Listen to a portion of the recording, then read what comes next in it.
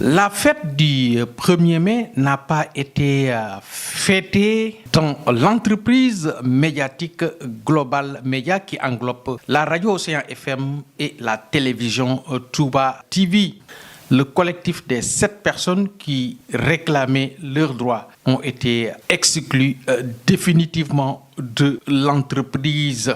On a trouvé à Touba TV un ex-employé, un ex-journaliste devenu complètement malade à cause des injustices que les travailleurs sont en train de subir ici. Ce travailleur était un journaliste ici. Il est devenu malade à cause d'un licenciement abusif qu'il a subi par les dirigeants de Touba TV. Aujourd'hui, ce sont ces mêmes injustices que les travailleurs de Touba TV qui ont formé un collectif sont en train de subir.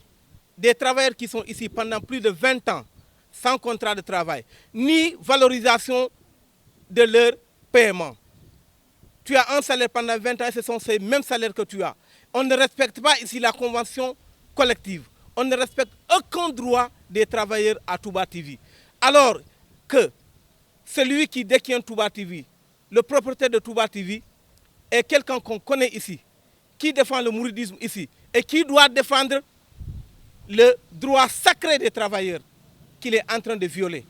Et il représente quelqu'un qui défend les travailleurs, Cheikh Ahmadou Bamba, qui défend les travailleurs, qui connaît la valeur de l'homme. Et c'est son représentant qui est en train de violer le droit de ces travailleurs-là. Qu'est-ce qui s'est passé? Ils sont venus travailler. On leur a interdit d'accès à l'entreprise. Pourquoi? Parce qu'ils réclament leurs droits. Depuis quand, au Sénégal, il est interdit de réclamer son droit, qui est légalement reconnu par le Code du travail? Donc, ce combat-là est le combat de Synpics, comme on l'a toujours fait. On va les défendre, on va porter ce combat-là et on va même prendre un avocat pour les défendre. Global Média, ça englobe Radio Océan FM et Touba TV. Il n'y a aucun travailleur qui a un contrat. Alors, nous avons discuté en interne pour trouver des solutions, mais en vain.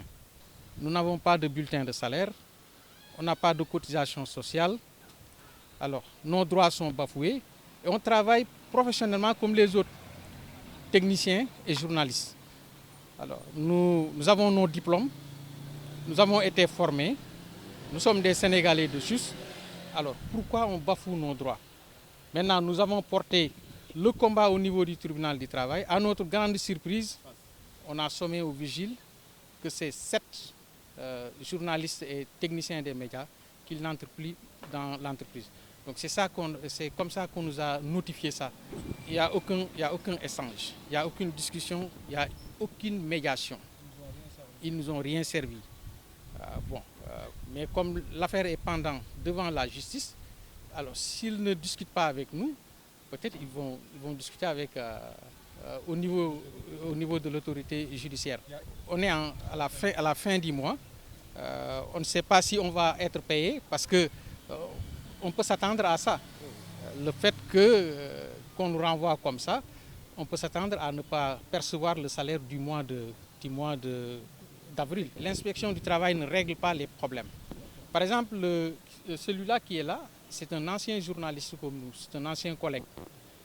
Lorsqu'il a eu un problème, il est allé, c'est un exemple patent, on ne l'a même pas appelé, il est venu ici au hasard.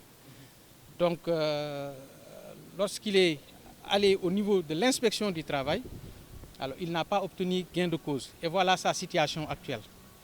Alors, donc, ça veut dire que il nous a servi d'exemple, de leçon. La justice est là pour tout le monde.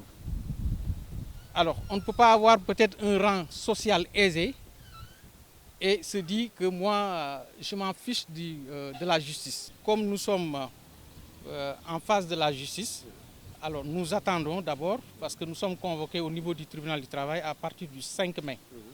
Alors, nous irons. Maintenant, après, on va essayer de voir pour étendre, parce que ce combat, alors c'est un combat d'injustice, alors il faut qu'on aille jusqu'au bout. Alors, si on a des personnes cibles, alors pourquoi ne pas aller les voir et qu'on essaie de dénoncer ces genres de pratiques-là qu'on pensait révolues depuis belle lurette. Ces employés qui se sont levés pour dire non à l'exploitation et qui réclamaient leurs droits légitimes informent le président de la République et son premier ministre Ousmane Sonko, mais également le ministre du Travail et tous les syndicats pour que justice soit faite sur cette affaire qui défraie la chronique.